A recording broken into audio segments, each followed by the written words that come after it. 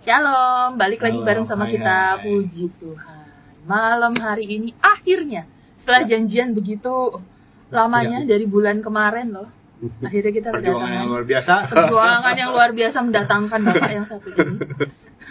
Pak Anan Supratman SPD MTH. Ada embel-embel lain lagi nggak Pak? Kayaknya banyak banget tuh. Enggak, udah cukup itu aja kali. Tapi sebenarnya banyak kan ya? Ada lagi embel-embelnya. Ya pernah studi di Australia, jadi Ada ada embel-embel lain. embel-embel. Ada Sedikit, gelar kemudian- khusus ya Pak. Beda Iya. lagi ya sampai Indonesia ya. nggak terlalu banyak lah, hanya melengkapi aja gitu tuh. Melengkapi extending namanya makin panjang aja gitu ya. Nanti kayak dokter Chris ya Pak. Wah, itu beda, udah jauh lah. Jauh. Malam hari ini tuh kita mau ngobrolin tentang sekolah teologi dan seluk-beluknya. Ya. Orang yang paling pas buat dijadiin narasumber Pak Anan. Seru banget deh. Makanya terus Ya ikutin orang-orang ya. pada mau sekolah ekonomi, pada mau sekolah hukum, mau sekolah kedokteran. Ini sekolah pendeta. Sekolah pendeta. Pak Anan, kalau Pak Anan sendiri nih mengawali podcast kita, sebenarnya jadi pendeta itu cita-cita atau nggak sengaja atau gimana sih? Kalau buat saya pribadi, saya nggak ada cita-cita. Oh, nggak cita-cita. Satu, nggak ada cita-cita. Hmm. Yang kedua, background dari orang tua saya kan relatif dia bukan orang percaya.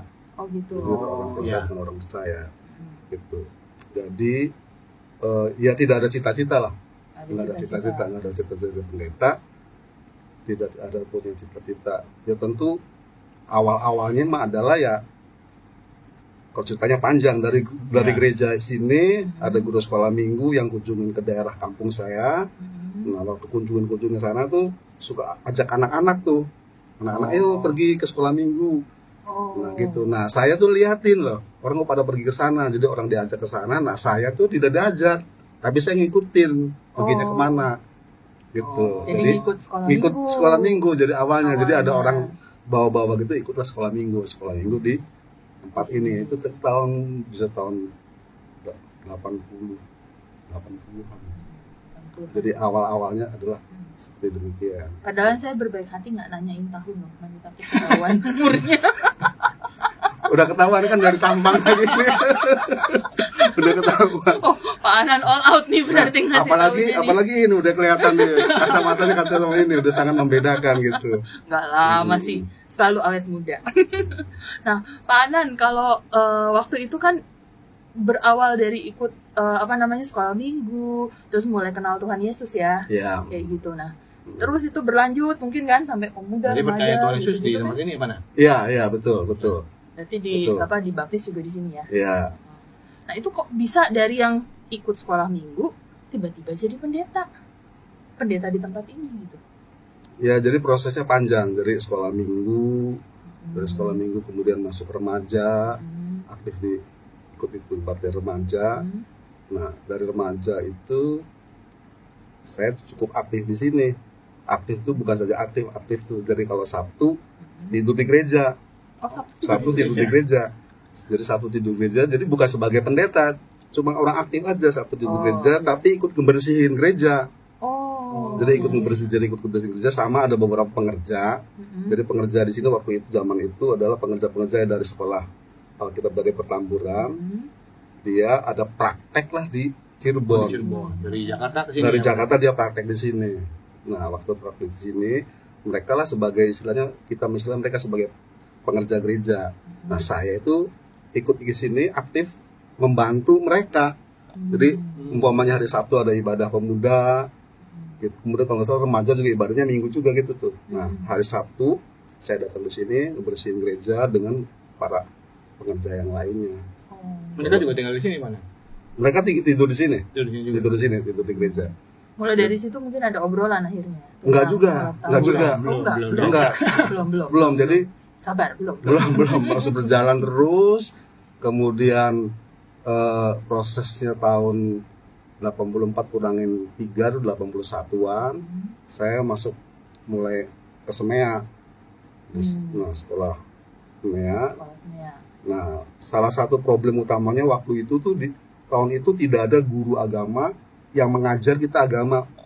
Di Semea. Di Semea itu. Berarti nggak ada pelajaran agama khusus kita gitu? Iya, jadi nggak ada agama. Nah, pernah sempat ada guru agama tapi dia sebentar lah ngajar lalu kita ditinggalkan. Nah, dalam situasi demikian saya mulai terpikirkan loh kok kita sampai nggak ada guru yang mengajar, dan saya cari-cari pendeta tuh di kota Cirebon tuh cari pendeta. Jadi salah satu waktu saya masih salah satu pendeta dari GKI Pengampuan sempat mengajar jadi guru agama juga. Itu proses perjalanan gitu tuh. Nah, di samping itu kemudian kita di gereja kan ada kebaktian tuh. Iya. Kalau secara personal di gereja ada kebaktian, ada pendeta tamu dari Belanda. Jadi dia semacam KKR di tempat ini lah gitu tuh. Nah, waktu KKR itu dia ada panggilan istilahnya. Bahwa di antara saudara yang hadir di tempat ini ada yang terpanggil sebagai seorang hamba Tuhan gitu tuh. Nah, waktu itu jadi saya maju ke depan tuh. Tapi bukan saja saya sih. Jadi ada beberapa yang lain lah. Ada sekitar 10 atau orang 10 apalah. Orang didoain satu-satu, ada yang imannya seperti Daud, imannya kuat seperti dia kasih nubuatan. Tapi waktu doain saya nggak ada Daud, nggak ada Yohanes, nggak ada. Cuma dia bilang kamu akan dipakai sebagai hamba Tuhan aja. Itu pengalaman personal sih. Jadi personal itu, dan itu saya rekam terus sampai tahun 84. Jadi 84 saya selesai sekolah semester. Jadi saya gitu, jadi pendeta nih, gitu nggak Pak? Iya, jadi setelah ada panggilan gitu. Iya, ada panggilan itu, kemudian muncul ayat. Nah, ini untuk pendorongnya nih supaya gitu. Di salah satu ayat yang sampai sekarang tidak pernah dilupakan itu Yesaya pasal 6 ayat 8. Gitu. Yesaya 6 ayat 8. Lalu aku mendengar suara Tuhan berkata, siapakah yang akan kuutus? Dan siapakah yang mau pergi untuk aku? Maka saatku ini aku utuslah aku. Jadi ayat ini adalah ayat dasar yang waktu itu mengiang-ngiang. Makanya kan sampai sekarang begitu kita bicara soal ini, pasti ayat inilah yang akan sebagai dasarnya gitu. Karena ini ayat yang secara personal dia bilang, iyalah, utuslah aku. Jadi kanan kayak terasa langsung seperti diutus langsung gitu ya. Panggilannya di sini. Iya, jadi titik awal situ, dan tentunya saya menyadari tuh. Jadi tahun 80-an itu terus terang aja, istilahnya gereja-gereja karismatik belum sepopuler seperti sekarang ini. Jadi pergumulan saya kan, saya anak pertama, saya punya adik itu 7, 8 malah, jadi 9 bersaudara. Waktu itu udah 8 lah kali gitu tuh. Nah, saking banyaknya kan lupa Pak. Iya, saking banyaknya. Ada yang meninggal 1 malahan. Jadi 10 totalnya gitu. 10 totalnya. Nah, saya pikir saya sebagai anak pertama saya harus bertanggung jawab, punya ngebantu orang tua kan gitu. Nah, sedangkan saya kan kalau sekolah pendeta ya istilahnya nggak bisa diharapkan dari saya untuk bisa mendapatkan sesuatu. Konsep waktu itu, apalagi waktu itu memang gereja-gereja karismatik tidak seheboh sekarang. Jadi saya izin ke orang tua, mau sekolah ini boleh enggak. Kemudian juga saya, kebetulan adik nomor 2 saya laki-laki, saya juga minta izin sebenarnya. Maaf, cuma saya sebagai anak pertama nggak bisa membantu orang tua karena saya harus jadi pendeta. Jadi tanggung jawab untuk keluarga ini saya serah terimakan ke adik saya nomor 2 yang laki-laki. Jadi sampai segitunya Pak Anan berpikirnya waktu itu ya? Iya, berpikir karena sampai seperti itu ya? Ya waktu itu sekolah Alkitab seperti orang istilah dulu membuang diri ke hadang Tuhan. Bener-bener kita udah nggak punya, istilahnya nggak punya pikiran soal ekonomi apa gitu. Jadi titik awalnya di situ. Jadi masuk 84 itulah saya ke Petamburan. Tapi orang tua ngizinin, adik ngizinin. Iya, karena kita bicara bahwa kita punya panggilan ini, dia bilang ya silakan gitu. Izin, lalu 84 itulah saya pergi ke Petamburan. Kuliahnya di Petamburan. Pertama kali. Nah, itu juga gini. Jadi waktu kita berangkat ke Petamburan kan kita juga nggak ngerti gitu loh. Maksudnya nggak ngerti gini. Jadi ternyata ada sekolah Alkitab, ada sekolah teologi ya. Gitu. Bedanya apa tuh Pak? Nah, saya juga iya, jadi sekolah Alkitab itu, jadi waktu masa saya, jadi konteksnya gini, konteksnya tahun 84, 85, 88 lah gitu tuh. Jadi sekolah Alkitab itu adalah orang-orang yang mau sekolah, jadi sama aja, dasarnya dia terpanggil sama Tuhan, dia pengen melayani jadi hamba Tuhan, masuk ke sekolah Alkitab. Nah, ini biasanya dia namanya pendidikan non gelar. Oh, jadi nggak dapat gelar. Iya, jadi dia sekolah Alkitab, ya saya tidak bisa sebutkan satu-satu lah gitu tuh. Jadi ada dia bisa pendidikan 3 tahun, bisa pendidikan 2 tahun. Nah, materi yang dipelajarinya dia biasanya lebih kecenderungan dia mempelajari murni Alkitab berkejadian sampai Wahyu lah gitu. Dia ada tambahan-tambahan yang lain gitu tuh. Nah, kemudian yang kedua itu sekolah teologi. Ini secara garis besar gampang aja. Nah, sekolah teologi itu lebih menyerupainya seperti dia perguruan tinggi lah gitu. Jadi ada mata kuliah dasar umum, MKDU, yang maksud saya ada mata kuliah dasar khusus. Jadi salah satunya kalau mata kuliah dasar umum ada kewiraan, ada Pancasila, ada bahasa Indonesia gitu tuh. Nah, jadi sekolah umum ya mana? Kayak sekolah umum ya. Jadi waktu saya masuk ke sana juga terus terang kita nggak dipersiapkan. Oh ternyata ini masuk perguruan teologi ya nih. Waktu masuk sana ditanyain, kamu programnya sarjana teologi atau sarjana apa? Oh ya, pendidikan agama Kristen. Iya, jadi ada pendidikan agama Kristen. Ya, kita juga bingung, kita tuh apa ya sarjana teologi atau apa gitu tuh. Dia bilang kalau teologi pendeta, kalau Pak guru, oh saya mau jadi pendeta, teologi aja gitu. Jadi iya. waktu itu kita ini kebagi 2 pun jadi guru sama pendeta. Pendeta Lagi mana berarti ya? Beda lagi. Nah, karena saya pikir terpanggilnya bukan jadi guru, waktu ditanya saya teologi, berarti saya sekolah teologi ya. Jadi sampai sedemikian rupa saya sampai ke sana pun belum tahu wawasannya itu tuh. Ya, jadi wawasan diperjelas itu. Jadi enggak. Jadi maksudnya saya bisa menjelaskan sekarang setelah saya masuk baru tahu perbedaan sekolah Alkitab sama sekolah teologi. Kemungkinan besar sekarang rata-rata dari sekolah Alkitab yang dulu itu sekarang sudah berubah menjadi sekolah teologi semua, kemungkinan. Gitu. Sehingga rata-rata yang dulu-dulu itu udah programnya mungkin dia program udah S1 lah, jadi hampir yang sekolah Alkitab itu sudah yang non gelar nih hampir sudah nggak ada. Analisa jadi kasar saya gitu tuh kelihatannya mengarahkan ke teologi ya. Nah, kalau di Indonesia sendiri itu selain Petamburan yang terkenal yang kita tahu kan Petamburan, selain itu ada sekolah-sekolah teologi lagi nggak Pak? Oh banyak. Sekarang banyak. Arti kata banyak tuh dari Bethel-nya saya dari gereja Bethel Indonesia saya itu cukup banyak. Ya dari umpamanya salah satunya yang di Bandung ada STT Karisma karena saya juga alumni S2-nya dari Bandung, Pendeta Dr. Rubin Adi Abraham, sekarang jadi ketua sinodenya, beliau adalah rektor STT Karisma. Kemudian juga ada yang di Surabaya dari GBI sendiri banyak. Cukup banyak. Ada di Bandung yang terkenal itu namanya Sekolah Teologi Tiranus. Kemudian di Jakarta ada STT Proklamasi. Itu mas sekolah teologi yang suasananya kayak sekolah biasa nggak sih? Apa kusuk gitu kan? Jadi kalau karenanya mau jadi pendeta kan harus lempeng gitu maksudnya. Ya gitu. Jadi kembali lagi. Jadi saya membedakan antara tadi waktu sekolah kita berangkat sekolah. Nah dalam proses perjalanan kan waktu itu kita ya berbagai macam motivasi sih. Ya motivasi ada yang memang tujuannya dia terpanggil menjadi pendeta gitu. Ada juga yang terpanggil daripada dia nggak sekolah di mana-mana. Nah itu banyak banget yang nanya tuh. Gitu. Ada yang demikian. Ada yang mau tobat ya mana? Gitu. Saya mau tobat jadi pendeta. Tobat tiba-tiba biasanya ada gitu. Iya. aja gitu. Ya kan? Sama orang tuanya tuh pada nakal udah masuk sekolah pendeta aja. Nanti bener kudus bekerja di sana gitu ya. Tapi memang kebanyakan juga gini Pak kan.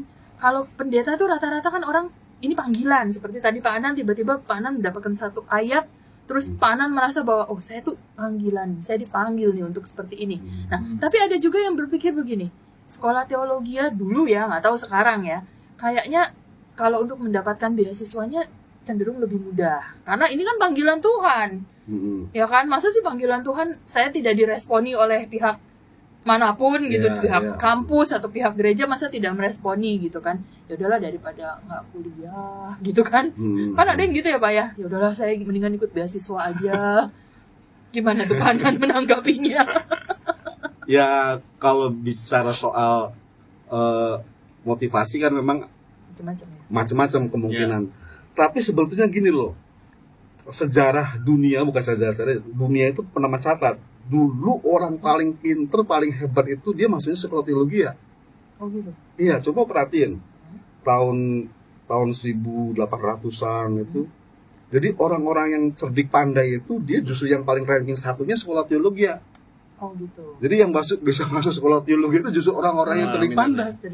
Memang ada sebuah proses perubahan. Coba nanti kita perhatiin. Jadi ada sebuah proses perubahan akhirnya sampai gitu seolah-olah gitu tuh. dari teologi level pertama, semua kedokteran, apapun itu di bawah level sekolah teologi ya.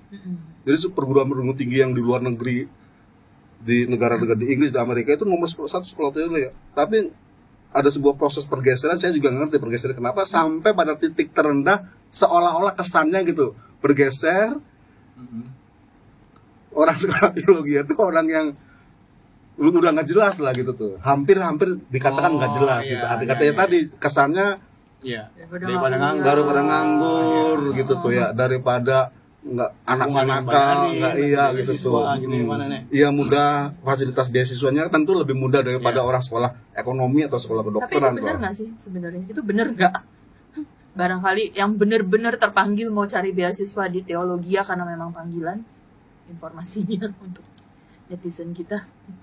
Saya rasa kalau sekolah teologi masih sampai sekarang juga masih ada kata ada untuk program beasiswa ada. Ada kategorinya nggak Pak? Harus pintar, nilainya harus bla bla bla gitu nggak? Kecenderungannya saya rasa rata-rata kalau sekolah teologi dia ya memang ada ujian juga sih, ada ujian juga gitu tuh. Tapi untuk dasar pertamanya dia kepintaran itu relatif saya gitu tuh. Tapi yang paling utama memang dasar punya panggilan. Dan bukan saja dari sekolah teologi yang, tapi sekarang nih gereja lokal kayak kita terus jadi kita GBI di sini kita juga ada kasih support juga, ada anak kita juga sih, anak kita yang mau sana ya gereja kasih perhatian gitu tuh. Tapi artinya sampai sekarang untuk beasiswa masih ada gitu, masih program beasiswa gitu masih ada. Semoga tidak terganggu dengan COVID ini ya Pak.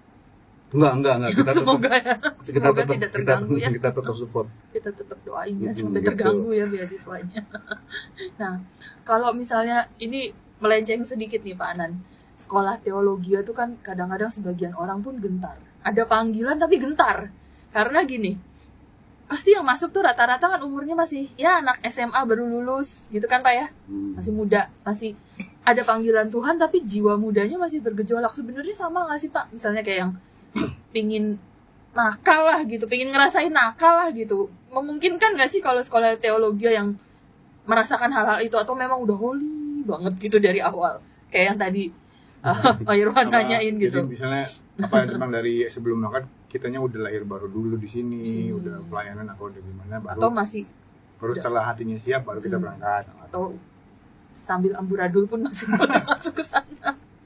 Ya kalau saya dari ini tolong ukurnya dari pengalaman dah, pengalaman itu. Jadi yang masuk ke angkatan saya itu 84, 88. Jadi angkatan saya namanya angkatan 84. Jadi karena 84 saya masuk. Itu memang berbagai motivasi. Ya karena kebetulan kita ini dari berbagai suku, berbagai pulau. Ya ada memang orang yang baik-baik gitu. Memang dia ngerti tulus, jujur, nggak ngerti apa-apa gitu. Iya tahu sekolah di sana. Tapi ada juga memang yang sudah dia berkecimpung dalam dunia, maksudnya dalam masyarakat, dalam pekerjaan, lalu dia akhirnya juga sama orang tuanya susah ngatur juga gitu, hanya udahlah gitu ada. Jadi memang waktu itu pada masa saya campur lah variasinya. Jadi antara orang yang memang sungguh-sungguh, antara orang yang memang masuk ke sana daripada nggak sekolah, ada juga masuk ke sana supaya perilakunya diperbaiki gitu tuh. Ada. Nah, kemudian soal di sana apakah sekolah teologi itu ya seperti katakan tadi loh, holy gitu apa. Di suasananya hening gitu. Ya realita masih ada kata realita di tengah-tengah. Kan kita kan ini banyak faktor ya. Ada yang terus terang aja waktu angkatan saya itu ada juga yang temen yang psikopat juga gitu tuh, jadi suka mau jadi pendeta gitu. Psikopat ya waktu itu kita nggak tahu kan hanya setelah itu setelah proses berjalan kemudian kita ada tes psikotes itu kemudian ketahuan itu gitu. Jadi ya bervariasi lah, bervariasi. Nah, yang model-model kayak begini gimana tuh Pak? Akan terus berlanjut apa di-cut? Yang model begini. Sepengetahuan saya itu memang itu ada pendampingan sih. Oh, pasti nanti ada pendampingan. Ada pendampingan. Ya. Tetapi yang saya tahu saya juga seangkatan saya itu memang dia akhirnya orang ini tidak selesai pendidikannya gitu. Tapi ada pendampingan juga. Tahun 80 udah banyak Pak mahasiswanya. Oh, kita di Petamburan sudah cukup banyak. Jadi karena kita Petamburan itu kan ada tadi seperti saya katakan, jadi di sana itu waktu saya masuk asrama itu, di sana yang tinggal di sana itu jadi kita ada program namanya sekolah penginjil. Dia program 1 tahun. Nah, sekolah penginjil ini dari berbagai latar belakang, dari berbagai umur, artinya orang umur 30, 40, dia karena dia non gelar toh, yang penting dia punya panggilan biasanya. Nah, kemudian waktu itu juga ada namanya, waktu masa saya itu ada namanya sekolah penginjil, kemudian yang selevel SMA lah gitu tuh. Selevel SMA. Jadi dia anak-anak PGA, iya. PGA. Pendidikan Guru Agama. Iya, jadi waktu masih ada itu, Pak? Atau sudah nggak ada? Kelihatannya itu kan mungkin waktu ini sekarang dari sekolah-sekolah itu pendidikan guru agama, waktu itu kan ada SGO, ada PGA, ada SEMIA, ada SKKP lah gitu. Jadi waktu itu ada yang SP, ada yang PGA, arti kata dia jenjangnya ke SMA, kemudian ada yang ambil programnya teologia, dan ada yang programnya yang SPAK, pendidikan agama Kristen. Jadi waktu itu ada empat kelompok. Jadi bisa ada sekitar satu asrama itu bisa ada sekitar 200-300 orang. Oh, banyak. Jadi cukup banyak. Jadi waktu itu kan karena dari seluruh Indonesia, ada yang dari Kupang, ada yang dari Irian, dari Kalimantan, ya, pokoknya seluruh Indonesia hampir jadi satu di. Tapi gaulnya masih umum kan ya Pak, nggak yang tiap hari berdoa dulu gitu. Ada yang takut ntar soalnya kalau tiap hari berdoa dulu nggak ada gaulnya, nggak ada mainnya. Sama aja apa sama aja ya? Nggak kayak yang maksudnya kayak di. Kalau gambarannya kan kayak gitu, sebagian orang berpikiran jadi nanti masuk sekolah teologi takutnya nggak bisa main gitu. Suruh berdoa terus nggak boleh main, enggak kan ya? Ya balik lagi itu tergantung juga. Dikata gini. Ada yang begitu, ada yang enggak. Iya, jadi karena saya tinggal di asrama. Nah, tinggal di asrama beasiswa dari sekolahan. Kemudian kan makan di asrama teratur. Artinya jadwalnya harus teratur. Oh, jadwalnya. Jam umpamanya mulai jam 5 udah dibangunin 2 pagi. Oh. Semua iya gitu. Semua waktu saya itu 84 itu masih pendiri GBI itu pendeta HL Senduk masih ada. Pendeta HL Senduk adalah dia adalah pendiri dari GBI, dan kemudian gereja kita pendeta Dr. SDT Melo juga salah satu mitra daripada pendeta Dr. HL Senduk itu masih sering nongol, kadang-kala dia bawa pistol air. Untuk bangunin ditembakin gitu. Oh, seru juga ternyata guys, nggak apa-apa masuk di situ, masih main tembak-tembakan di sekolah air masih jadi seru. misalnya disemprotin suruh bangun, jadi udah suruh bangun, kemudian masuk kan, namanya kita masuk aula itu, disitulah orang doa pagi. Nah doa paginya gue sama aja, ada yang berdoa, ada yang terusin tidur, ada yang masih ngantuk. Namanya gitu. Anak-anak ya, masih anak-anak di situ, maksudnya masih proses lah gitu ya. Gitu. Jadi udah itu. Nah setelah mereka doa pagi kan, selesai doa pagi langsung kerja bakti itu. Oh, udah kerja bakti. Jadi kerja bakti per wilayah, per kelompok. Ada yang bagian umumnya kelompok ini dia tugas persiapin makanan. Ada yang bersihin WC, bersihin kelas. Jadi cowok cewek pisah tapi kan itu ininya. Asramanya pisah, tapi waktu umpamanya waktu tugas belajar sama. Waktu tugas itu bisa jadi umpamanya kebersihan WC yang wanita ya dia itu wanita, kalau pria dia. Jadi setelah doa pagi kemudian kerja bakti lah istilahnya gitu. Setelah kerja bakti itu kita siap-siap makan sekitar jam 7 kurang seberapa kita sudah siap. Jadi diajarin disiplin juga ya? Iya, siap. Disiplin juga. Nah saya beasiswa, saya kan nggak dapat kiriman dari mana-mana. Jadi kalau telat makan masuk ruangan itu kita telat nggak dapat makan. Nggak makan ya. Nggak makan. Iya. Jadi salah satu disiplin. Jadi makan pagi, makan siang itu jamnya sore itu telat. Pokoknya kalau kita telat masuk ke situ nggak bisa makan.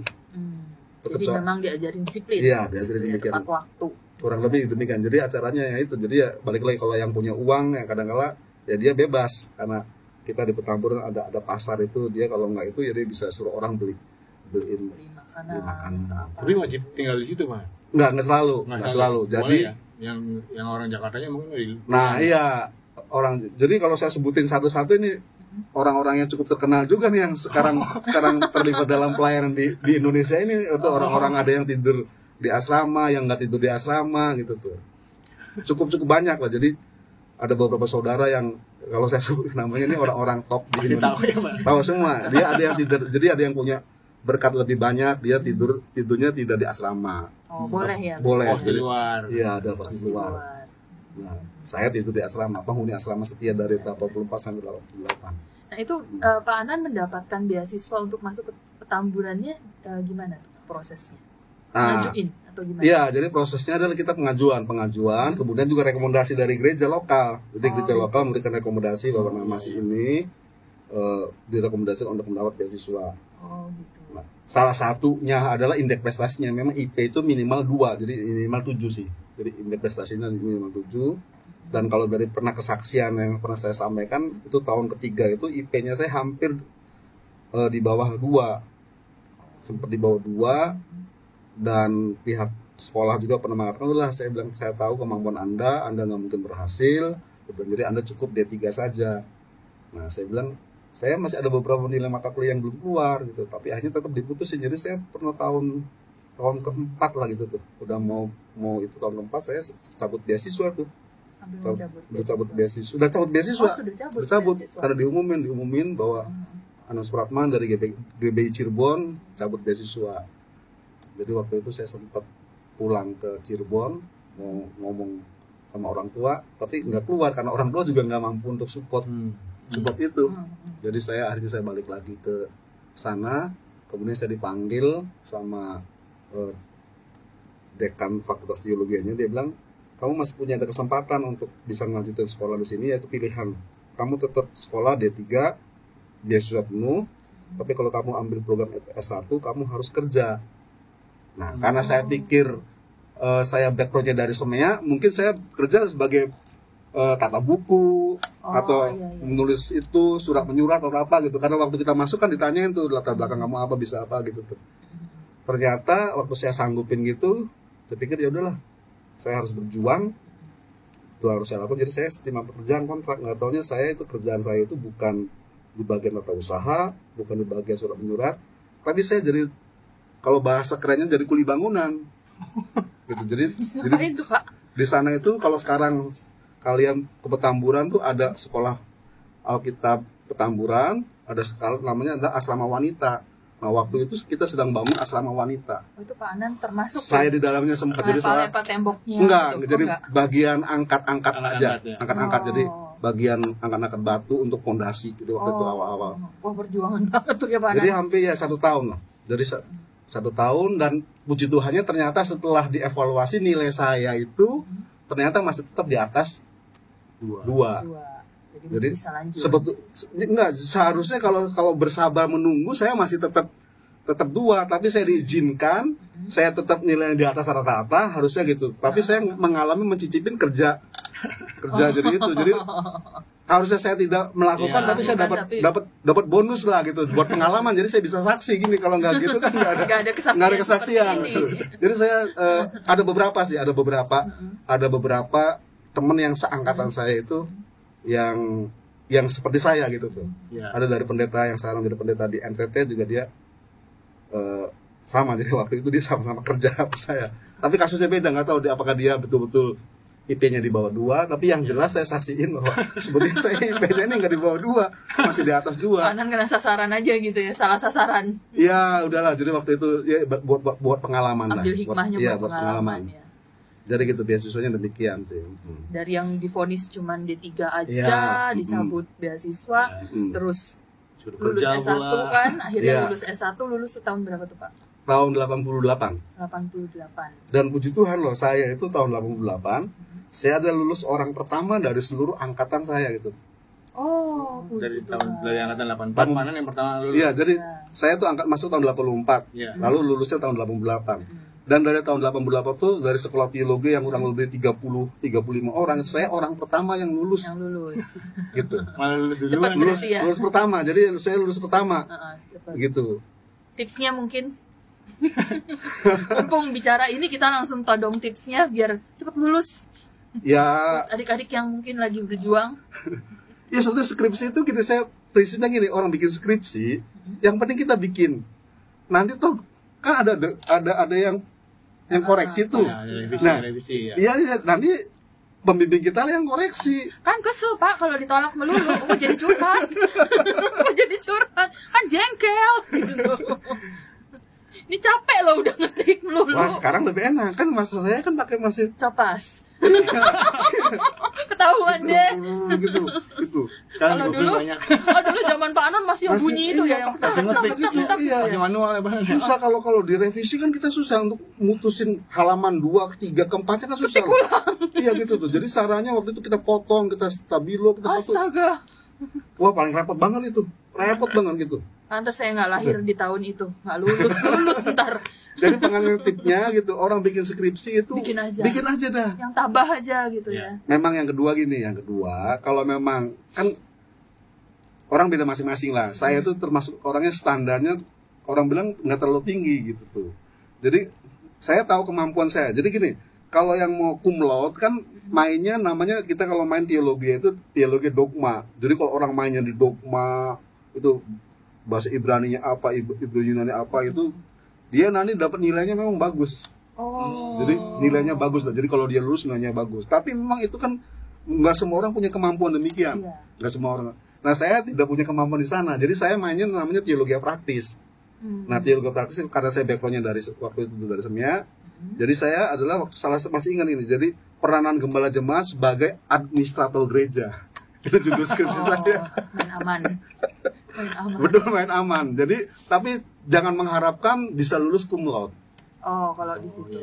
Jadi Pokoknya lulus. Iya, jadi saya tahu kemampuan saya. Jadi saya itu namanya teologi praktik. Emang Gitu. sebenarnya teologia itu tuh ada berapa banyak sih Pak subnya?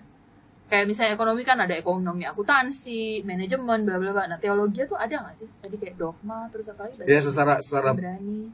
garis besar gini. Jadi secara besarnya teologi praktis lah, yang praktis. Jadi kalau praktis ada teologi praktis, kemudian ada teologinya dogmatis tuh, jadi mempelajari tentang dogma gereja, kemudian harus memperdalam bahasa Ibraninya, dalam Yunaninya, itu masuk dalam kelompok dogma.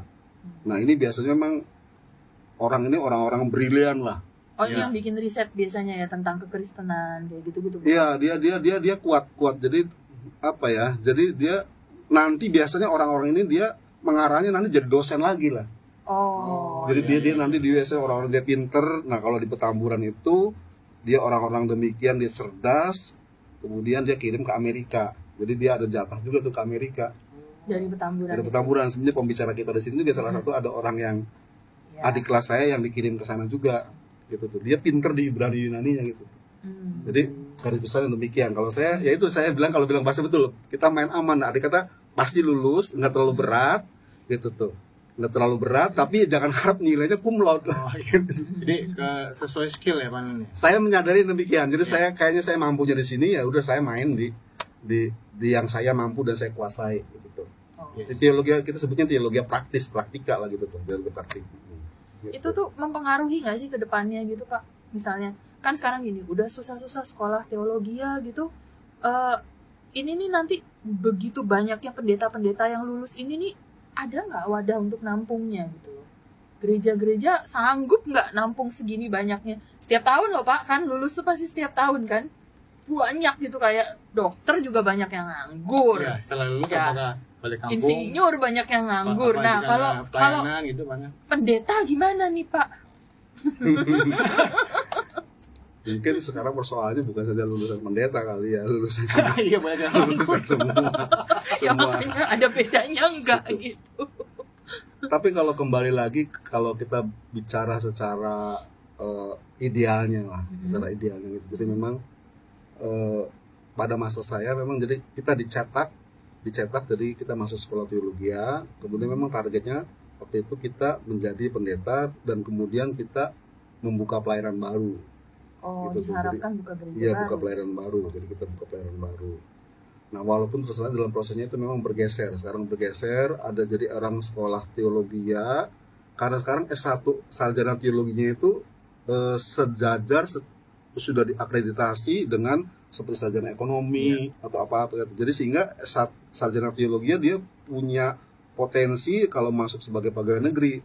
Oh. Gitu. Jadi untuk di departemen agama di pusat atau di daerah Kemudian juga kalau seumpamanya dia masuk ke jenjang kepolisian, dia bisa langsung levelnya perwira karena dia S1-nya udah diakuin.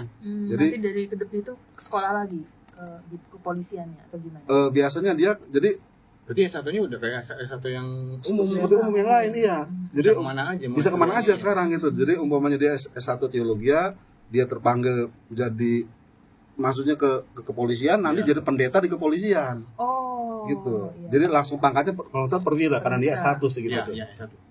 Jadi jenjangnya sekarang justru makin luas, ada yang panggilan ke sana.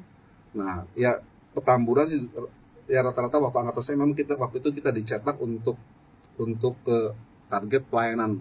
Jadi pendeta ya. Gitu ya. Tapi nah, sekarang bisa kemana-mana. Bisa kemana. Nah, menariknya gini juga sih, memang waktu itu kan kita ada yang teologi, ada yang PAK. Nah, waktu di lapangan itu memang bervariatif lah. Arti kata bervariatif gini.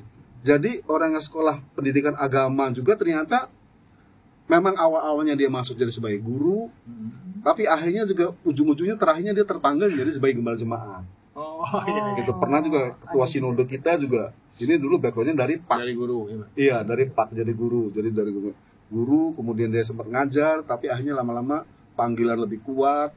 Jadi pengajarannya gurunya ditinggalkan, dia konsentrasi full menjadi seorang hamba Tuhan. Jadi ternyata maka saya bilang itu panggilan berubah. Jadi yang teologi jadi akhirnya yang PAK akhirnya berubah jadi gembala gitu.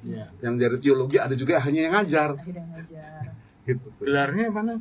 Kalau PAK gelarnya apa? Pendeta bukan sih? Nah, jadi gini. Jadi kita harus membedakan antara gelar. Jadi orang yang sekolah teologi dia tidak otomatis dia jadi pendeta. Oh iya. Gitu. Nggak mesti jadi pendeta ya? Enggak, iya. Jadi dia memang punya pengetahuan tentang pendeta.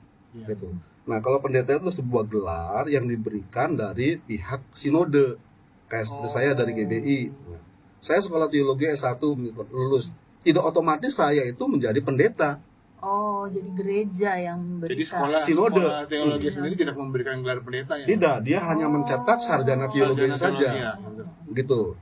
Nah, pendeta itu adalah jabatan yang diberikan dari gereja. Nah, gerejanya itu GBI. Nah, maka GBI itulah yang memberikan gelar kepada seseorang. Nah, bedanya memang ini, kalau yang sekolah teologi nanti waktu usia